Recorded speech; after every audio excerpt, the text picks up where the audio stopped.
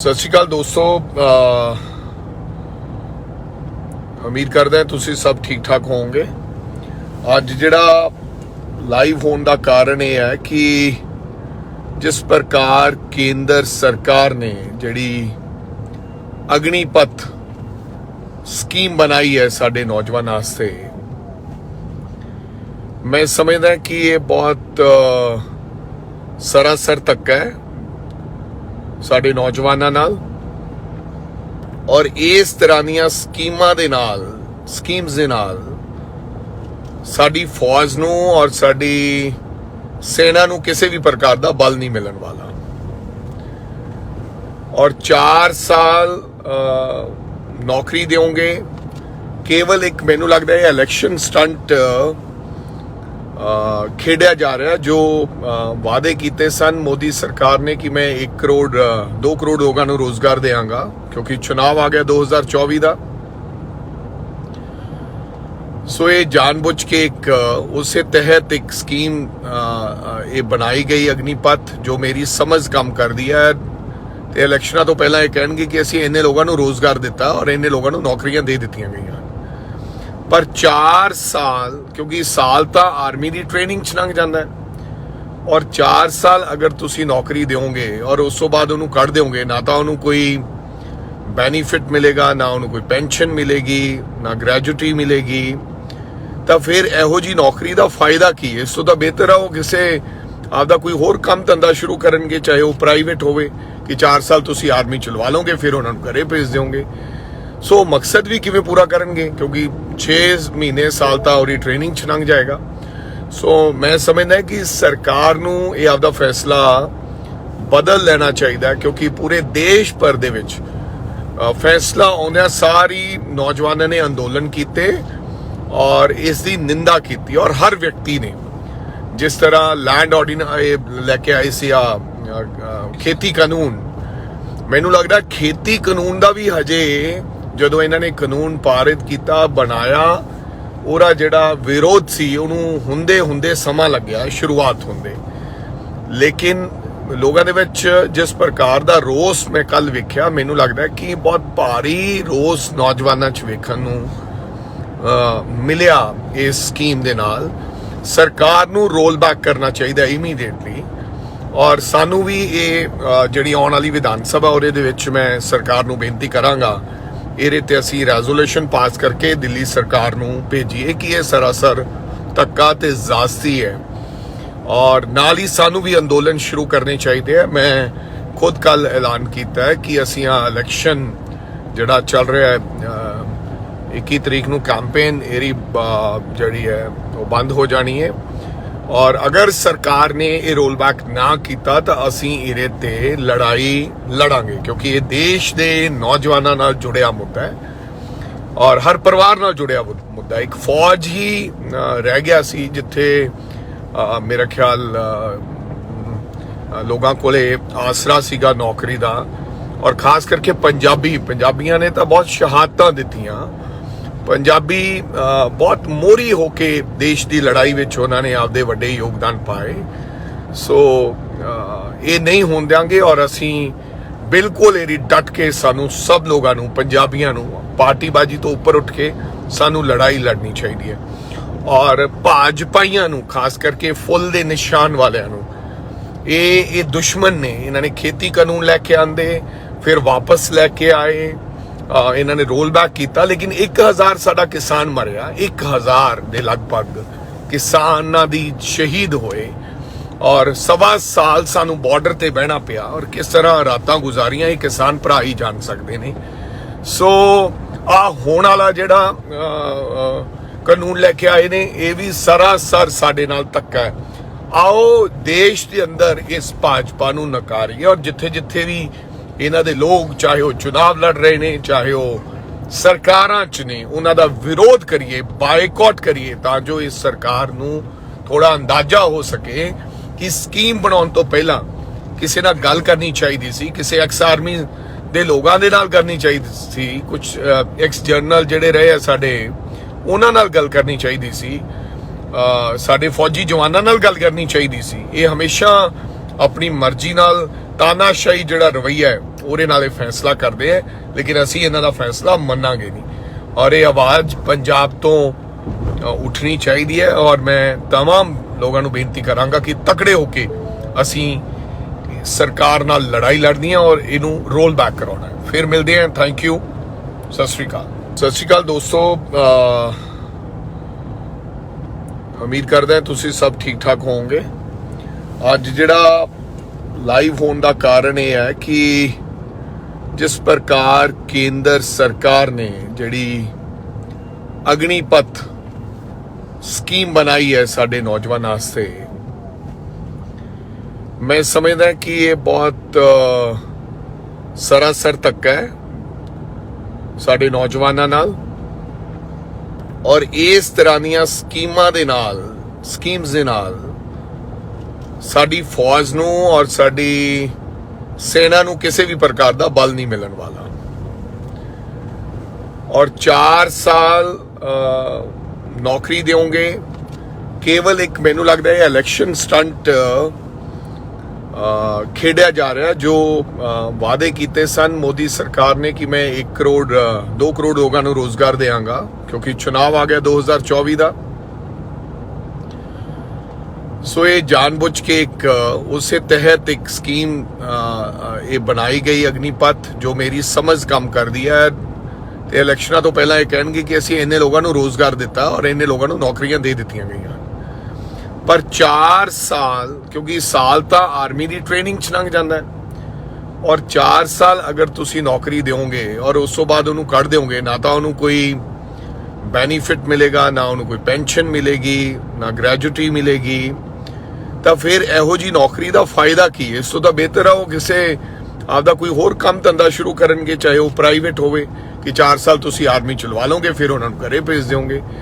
सो मकसद भी किवें पूरा करेंगे, क्योंकि 6 महीने साल तो और ट्रेनिंग च लंघ जाएगा। सो मैं समझदा है कि सरकार नूं ये आपदा फैसला बदल लेना चाहिए, क्योंकि पूरे देश भर दे विच फैसला आउंदियां सारी नौजवानों ने अंदोलन किए और इसकी निंदा की। और हर व्यक्ति ने, जिस तरह लैंड ऑर्डिनेंस लैके आए सी खेती कानून, मैनू लगता खेती कानून का भी हजे ਜਦੋਂ ਇਹਨਾਂ ਨੇ ਕਾਨੂੰਨ ਪਾਰਿਤ ਕੀਤਾ ਬਣਾਇਆ, ਉਹਦਾ ਜਿਹੜਾ ਵਿਰੋਧ ਸੀ ਉਹਨੂੰ ਹੁੰਦੇ ਸਮਾਂ ਲੱਗਿਆ ਸ਼ੁਰੂਆਤ ਹੁੰਦੇ। ਲੇਕਿਨ ਲੋਕਾਂ ਦੇ ਵਿੱਚ ਜਿਸ ਪ੍ਰਕਾਰ ਦਾ ਰੋਸ ਮੈਂ ਕੱਲ ਵੇਖਿਆ, ਮੈਨੂੰ ਲੱਗਦਾ ਕਿ ਬਹੁਤ ਭਾਰੀ ਰੋਸ ਨੌਜਵਾਨਾਂ 'ਚ ਵੇਖਣ ਨੂੰ ਮਿਲਿਆ। ਇਸ ਸਕੀਮ ਦੇ ਨਾਲ ਸਰਕਾਰ ਨੂੰ ਰੋਲ ਬੈਕ ਕਰਨਾ ਚਾਹੀਦਾ ਇਮੀਡੀਏਟਲੀ। ਔਰ ਸਾਨੂੰ ਵੀ ਇਹ ਜਿਹੜੀ ਆਉਣ ਵਾਲੀ ਵਿਧਾਨ ਸਭਾ ਉਹਦੇ ਦੇ ਵਿੱਚ ਮੈਂ ਸਰਕਾਰ ਨੂੰ ਬੇਨਤੀ ਕਰਾਂਗਾ, ਇਹਦੇ ਤੇ ਅਸੀਂ ਰੈਜ਼ੋਲੂਸ਼ਨ ਪਾਸ ਕਰਕੇ ਦਿੱਲੀ ਸਰਕਾਰ ਨੂੰ ਭੇਜੀਏ ਕਿ ਇਹ ਸਰਾਸਰ ਧੱਕਾ ਤੇ ਜ਼ਾਸਤੀ ਹੈ। ਔਰ ਨਾਲ ਹੀ ਸਾਨੂੰ ਵੀ ਅੰਦੋਲਨ ਸ਼ੁਰੂ ਕਰਨੇ ਚਾਹੀਦੇ ਆ। ਮੈਂ ਖੁਦ ਕੱਲ ਐਲਾਨ ਕੀਤਾ ਹੈ ਕਿ ਅਸੀਂ ਆ ਇਲੈਕਸ਼ਨ ਜਿਹੜਾ ਚੱਲ ਰਿਹਾ ਹੈ 21 ਤਰੀਕ ਨੂੰ ਕੈਂਪੇਨ ਇਹਦੀ ਜਿਹੜੀ ਹੈ ਉਹ ਬੰਦ ਹੋ ਜਾਣੀ ਹੈ। और अगर सरकार ने ये रोल बैक ना किया तो असी इहदे ते लड़ाई लड़ांगे, क्योंकि ये देश के नौजवानों नाल जुड़िया मुद्दा है और हर परिवार नाल जुड़िया मुद्दा। एक फौज ही रह गया सी जिथे मेरा ख्याल लोगों कोले आसरा सीगा नौकरी का। और खास करके पंजाबियों ने तो बहुत शहादतां दित्तियां। पंजाबी बहुत मोहरी होके देश की लड़ाई में उन्होंने आपदे वड्डे योगदान पाए। सो ये नहीं होण देंगे और असी बिल्कुल ये डट के सानू सब लोगों नू, पंजाबियों नू पार्टीबाजी तो ऊपर उठ के सानू लड़ाई लड़नी चाहिए। और भाजपाइयां नू, खास करके फुल दे निशान वालियां नू, ये दुश्मन ने। इन्होंने खेती कानून लैके आंदे, फिर वापस लैके आए, इन्होंने रोल बैक किया। लेकिन 1000 साडा किसान मरिया, 1000 के लगभग किसानां दी शहीद होए और 1.25 साल सानू बॉर्डर ते बहना पिया। और किस तरह रातां गुजारियां ये किसान भरा ही जान सकते हैं। सो आ होण वाला जिहड़ा कानून लैके आए ने, ये भी सरासर साडे नाल धक्का है। आओ देश के अंदर इस भाजपा नू नकारीए और जिथे जिथे भी इन्हां दे लोग, चाहे वो चुनाव लड़ रहे ने, चाहे वो सरकारां च ने, उन्हां दा विरोध करिए, बायकॉट करिए, तां जो इस सरकार नू थोड़ा अंदाजा हो सके ਕਿ ਸਕੀਮ ਬਣਾਉਣ ਤੋਂ ਪਹਿਲਾਂ ਕਿਸੇ ਨਾਲ ਗੱਲ ਕਰਨੀ ਚਾਹੀਦੀ ਸੀ, ਕਿਸੇ ਐਕਸ ਆਰਮੀ ਦੇ ਲੋਕਾਂ ਦੇ ਨਾਲ ਕਰਨੀ ਚਾਹੀਦੀ ਸੀ, ਕੁਝ ਐਕਸ ਜਰਨਲ ਜਿਹੜੇ ਰਹੇ ਆ ਸਾਡੇ ਉਹਨਾਂ ਨਾਲ ਗੱਲ ਕਰਨੀ ਚਾਹੀਦੀ ਸੀ, ਸਾਡੇ ਫੌਜੀ ਜਵਾਨਾਂ ਨਾਲ ਗੱਲ ਕਰਨੀ ਚਾਹੀਦੀ ਸੀ। ਇਹ ਹਮੇਸ਼ਾ ਆਪਣੀ ਮਰਜ਼ੀ ਨਾਲ ਤਾਨਾਸ਼ਾਹੀ ਜਿਹੜਾ ਰਵੱਈਆ ਹੈ ਉਹਦੇ ਨਾਲ ਇਹ ਫੈਸਲਾ ਕਰਦੇ ਆ, ਲੇਕਿਨ ਅਸੀਂ ਇਹਨਾਂ ਦਾ ਫੈਸਲਾ ਮੰਨਾਂਗੇ ਨਹੀਂ। ਔਰ ਇਹ ਆਵਾਜ਼ ਪੰਜਾਬ ਤੋਂ ਉੱਠਣੀ ਚਾਹੀਦੀ ਹੈ। ਔਰ ਮੈਂ तमाम ਲੋਕਾਂ ਨੂੰ ਬੇਨਤੀ ਕਰਾਂਗਾ ਕਿ ਤਕੜੇ ਹੋ ਕੇ ਅਸੀਂ ਸਰਕਾਰ ਨਾਲ ਲੜਾਈ ਲੜਨੀ ਹੈ ਔਰ ਇਹਨੂੰ ਰੋਲ ਬੈਕ ਕਰਾਉਣਾ ਹੈ। ਫਿਰ ਮਿਲਦੇ ਹਾਂ। Thank you. ਸਤਿ ਸ਼੍ਰੀ ਅਕਾਲ ਦੋਸਤੋ। ਉਮੀਦ ਕਰਦਾ ਹਾਂ ਤੁਸੀਂ ਸਭ ਠੀਕ ਠਾਕ ਹੋਵੋਗੇ। ਅੱਜ ਜਿਹੜਾ ਲਾਈਵ ਹੋਣ ਦਾ ਕਾਰਨ ਇਹ ਹੈ ਕਿ ਜਿਸ ਪ੍ਰਕਾਰ ਕੇਂਦਰ ਸਰਕਾਰ ਨੇ ਜਿਹੜੀ ਅਗਨੀਪਥ ਸਕੀਮ ਬਣਾਈ ਹੈ ਸਾਡੇ ਨੌਜਵਾਨਾਂ ਵਾਸਤੇ, ਮੈਂ ਸਮਝਦਾ ਕਿ ਇਹ ਬਹੁਤ ਸਰਾਸਰ ਧੱਕਾ ਹੈ ਸਾਡੇ ਨੌਜਵਾਨਾਂ ਨਾਲ। ਔਰ ਇਸ ਤਰ੍ਹਾਂ ਦੀਆਂ ਸਕੀਮਸ ਦੇ ਨਾਲ ਸਾਡੀ ਫੌਜ ਨੂੰ ਔਰ ਸਾਡੀ ਸੈਨਾ ਨੂੰ ਕਿਸੇ ਵੀ ਪ੍ਰਕਾਰ ਦਾ ਬਲ ਨਹੀਂ ਮਿਲਣ ਵਾਲਾ। ਔਰ 4 ਸਾਲ ਨੌਕਰੀ ਦੇਵੋਗੇ, ਕੇਵਲ ਇੱਕ ਮੈਨੂੰ ਲੱਗਦਾ ਹੈ ਇਲੈਕਸ਼ਨ ਸਟੰਟ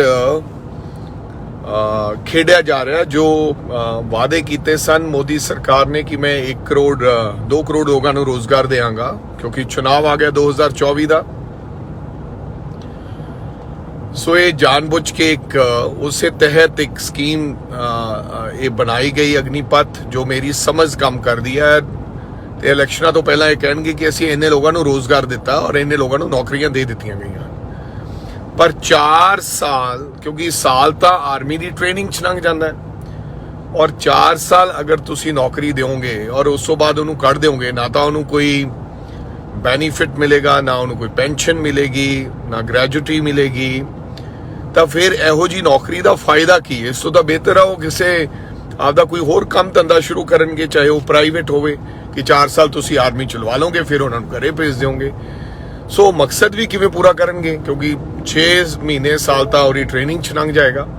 ਸੋ ਮੈਂ ਸਮਝਦਾ ਕਿ ਸਰਕਾਰ ਨੂੰ ਇਹ ਆਪਦਾ ਫੈਸਲਾ ਬਦਲ ਲੈਣਾ ਚਾਹੀਦਾ, ਕਿਉਂਕਿ ਪੂਰੇ ਦੇਸ਼ ਭਰ ਦੇ ਵਿੱਚ ਫੈਸਲਾ ਆਉਂਦਿਆਂ ਸਾਰੀ ਨੌਜਵਾਨਾਂ ਨੇ ਅੰਦੋਲਨ ਕੀਤੇ ਔਰ ਇਸ ਦੀ ਨਿੰਦਾ ਕੀਤੀ। ਔਰ ਹਰ ਵਿਅਕਤੀ ਨੇ, ਜਿਸ ਤਰ੍ਹਾਂ ਲੈਂਡ ਆਰਡੀਨੈਂਸ ਲੈ ਕੇ ਆਏ ਸੀ ਖੇਤੀ ਕਾਨੂੰਨ, ਮੈਨੂੰ ਲੱਗਦਾ ਖੇਤੀ ਕਾਨੂੰਨ ਦਾ ਵੀ ਹਜੇ ਜਦੋਂ ਇਹਨਾਂ ਨੇ ਕਾਨੂੰਨ ਪਾਰਿਤ ਕੀਤਾ ਬਣਾਇਆ, ਉਹਦਾ ਜਿਹੜਾ ਵਿਰੋਧ ਸੀ ਉਹਨੂੰ ਹੁੰਦੇ ਸਮਾਂ ਲੱਗਿਆ ਸ਼ੁਰੂਆਤ ਹੁੰਦੇ। ਲੇਕਿਨ ਲੋਕਾਂ ਦੇ ਵਿੱਚ ਜਿਸ ਪ੍ਰਕਾਰ ਦਾ ਰੋਸ ਮੈਂ ਕੱਲ ਵੇਖਿਆ, ਮੈਨੂੰ ਲੱਗਦਾ ਕਿ ਬਹੁਤ ਭਾਰੀ ਰੋਸ ਨੌਜਵਾਨਾਂ 'ਚ ਵੇਖਣ ਨੂੰ ਮਿਲਿਆ। ਇਸ ਸਕੀਮ ਦੇ ਨਾਲ ਸਰਕਾਰ ਨੂੰ ਰੋਲ ਬੈਕ ਕਰਨਾ ਚਾਹੀਦਾ ਇਮੀਡੀਏਟਲੀ। ਔਰ ਸਾਨੂੰ ਵੀ ਇਹ ਜਿਹੜੀ ਆਉਣ ਵਾਲੀ ਵਿਧਾਨ ਸਭਾ ਉਹਦੇ ਦੇ ਵਿੱਚ ਮੈਂ ਸਰਕਾਰ ਨੂੰ ਬੇਨਤੀ ਕਰਾਂਗਾ, ਇਹਦੇ ਤੇ ਅਸੀਂ ਰੈਜ਼ੋਲੂਸ਼ਨ ਪਾਸ ਕਰਕੇ ਦਿੱਲੀ ਸਰਕਾਰ ਨੂੰ ਭੇਜੀਏ ਕਿ ਇਹ ਸਰਾਸਰ ਧੱਕਾ ਤੇ ਜ਼ਾਸਤੀ ਹੈ। ਔਰ ਨਾਲ ਹੀ ਸਾਨੂੰ ਵੀ ਅੰਦੋਲਨ ਸ਼ੁਰੂ ਕਰਨੇ ਚਾਹੀਦੇ ਆ। ਮੈਂ ਖੁਦ ਕੱਲ ਐਲਾਨ ਕੀਤਾ ਹੈ ਕਿ ਅਸੀਂ ਆ ਇਲੈਕਸ਼ਨ ਜਿਹੜਾ ਚੱਲ ਰਿਹਾ ਹੈ 21 ਤਰੀਕ ਨੂੰ ਕੈਂਪੇਨ ਇਹਦੀ ਜਿਹੜੀ ਹੈ ਉਹ ਬੰਦ ਹੋ ਜਾਣੀ ਹੈ। ਔਰ ਅਗਰ ਸਰਕਾਰ ਨੇ ਇਹ ਰੋਲ ਬੈਕ ਨਾ ਕੀਤਾ ਤਾਂ ਅਸੀਂ ਇਹਦੇ ਤੇ ਲੜਾਈ ਲੜਾਂਗੇ, ਕਿਉਂਕਿ ਇਹ ਦੇਸ਼ ਦੇ ਨੌਜਵਾਨਾਂ ਨਾਲ ਜੁੜਿਆ ਮੁੱਦਾ ਹੈ ਔਰ ਹਰ ਪਰਿਵਾਰ ਨਾਲ ਜੁੜਿਆ ਮੁੱਦਾ। ਇੱਕ ਫੌਜ ਹੀ ਰਹਿ ਗਿਆ ਸੀ ਜਿੱਥੇ ਮੇਰਾ ਖਿਆਲ ਲੋਕਾਂ ਕੋਲੇ ਆਸਰਾ ਸੀਗਾ ਨੌਕਰੀ ਦਾ। ਔਰ ਖਾਸ ਕਰਕੇ ਪੰਜਾਬੀਆਂ ਨੇ ਤਾਂ ਬਹੁਤ ਸ਼ਹਾਦਤਾਂ ਦਿੱਤੀਆਂ।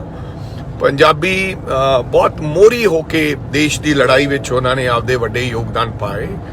ਸੋ ਇਹ ਨਹੀਂ ਹੋਣ ਦਿਆਂਗੇ ਔਰ ਅਸੀਂ ਬਿਲਕੁਲ ਇਹਦੀ ਡਟ ਕੇ ਸਾਨੂੰ ਸਭ ਲੋਕਾਂ ਨੂੰ, ਪੰਜਾਬੀਆਂ ਨੂੰ ਪਾਰਟੀਬਾਜ਼ੀ ਤੋਂ ਉੱਪਰ ਉੱਠ ਕੇ ਸਾਨੂੰ ਲੜਾਈ ਲੜਨੀ ਚਾਹੀਦੀ ਹੈ। ਔਰ ਭਾਜਪਾਈਆਂ ਨੂੰ, ਖਾਸ ਕਰਕੇ ਫੁੱਲ ਦੇ ਨਿਸ਼ਾਨ ਵਾਲਿਆਂ ਨੂੰ, ਇਹ ਦੁਸ਼ਮਣ ਨੇ। ਇਹਨਾਂ ਨੇ ਖੇਤੀ ਕਾਨੂੰਨ ਲੈ ਕੇ ਆਂਦੇ, ਫਿਰ ਵਾਪਸ ਲੈ ਕੇ ਆਏ, ਇਹਨਾਂ ਨੇ ਰੋਲ ਬੈਕ ਕੀਤਾ, ਲੇਕਿਨ 1000 ਸਾਡਾ ਕਿਸਾਨ ਮਰਿਆ, 1000 ਦੇ ਲਗਭਗ ਕਿਸਾਨਾਂ ਦੀ ਸ਼ਹੀਦ ਹੋਏ ਔਰ 1.25 ਸਾਲ ਸਾਨੂੰ ਬਾਰਡਰ ਤੇ ਬਹਿਣਾ ਪਿਆ ਔਰ ਕਿਸ ਤਰ੍ਹਾਂ ਰਾਤਾਂ ਗੁਜ਼ਾਰੀਆਂ ਇਹ ਕਿਸਾਨ ਭਰਾ ਹੀ ਜਾਣ ਸਕਦੇ ਨੇ। ਸੋ ਆ ਹੋਣ ਵਾਲਾ ਜਿਹੜਾ ਕਾਨੂੰਨ ਲੈ ਕੇ ਆਏ ਨੇ, ਇਹ ਵੀ ਸਰਾਸਰ ਸਾਡੇ ਨਾਲ ਧੱਕਾ ਹੈ। ਆਓ ਦੇਸ਼ ਦੇ ਅੰਦਰ ਇਸ ਭਾਜਪਾ ਨੂੰ ਨਕਾਰੀਏ ਔਰ ਜਿੱਥੇ ਜਿੱਥੇ ਵੀ ਇਹਨਾਂ ਦੇ ਲੋਕ, ਚਾਹੇ ਉਹ ਚੁਣਾਵ ਲੜ ਰਹੇ ਨੇ, ਚਾਹੇ ਉਹ ਸਰਕਾਰਾਂ 'ਚ ਨੇ, ਉਹਨਾਂ ਦਾ ਵਿਰੋਧ ਕਰੀਏ, ਬਾਈਕਾਟ ਕਰੀਏ, ਤਾਂ ਜੋ ਇਸ ਸਰਕਾਰ ਨੂੰ ਥੋੜਾ ਅੰਦਾਜ਼ਾ ਹੋ ਸਕੇ ਕਿ ਸਕੀਮ ਬਣਾਉਣ ਤੋਂ ਪਹਿਲਾਂ ਕਿਸੇ ਨਾਲ ਗੱਲ ਕਰਨੀ ਚਾਹੀਦੀ ਸੀ, ਕਿਸੇ ਐਕਸ ਆਰਮੀ ਦੇ ਲੋਕਾਂ ਦੇ ਨਾਲ ਕਰਨੀ ਚਾਹੀਦੀ ਸੀ, ਕੁਝ ਐਕਸ ਜਰਨਲ ਜਿਹੜੇ ਰਹੇ ਆ ਸਾਡੇ, ਉਹਨਾਂ ਨਾਲ ਗੱਲ ਕਰਨੀ ਚਾਹੀਦੀ ਸੀ, ਸਾਡੇ ਫੌਜੀ ਜਵਾਨਾਂ ਨਾਲ ਗੱਲ ਕਰਨੀ ਚਾਹੀਦੀ ਸੀ। ਇਹ ਹਮੇਸ਼ਾ ਆਪਣੀ ਮਰਜ਼ੀ ਨਾਲ ਤਾਨਾਸ਼ਾਹੀ ਜਿਹੜਾ ਰਵੱਈਆ ਹੈ ਉਹਦੇ ਨਾਲ ਇਹ ਫੈਸਲਾ ਕਰਦੇ ਹੈ, ਲੇਕਿਨ ਅਸੀਂ ਇਹਨਾਂ ਦਾ ਫੈਸਲਾ ਮੰਨਾਂਗੇ ਨਹੀਂ ਔਰ ਇਹ ਆਵਾਜ਼ ਪੰਜਾਬ ਤੋਂ ਉੱਠਣੀ ਚਾਹੀਦੀ ਹੈ। ਔਰ ਮੈਂ तमाम ਲੋਕਾਂ ਨੂੰ ਬੇਨਤੀ ਕਰਾਂਗਾ ਕਿ ਤਕੜੇ ਹੋ ਕੇ ਅਸੀਂ ਸਰਕਾਰ ਨਾਲ ਲੜਾਈ ਲੜਨੀ ਹੈ ਔਰ ਇਹਨੂੰ ਰੋਲ ਬੈਕ ਕਰਾਉਣਾ ਹੈ। ਫਿਰ ਮਿਲਦੇ ਹਾਂ। Thank you.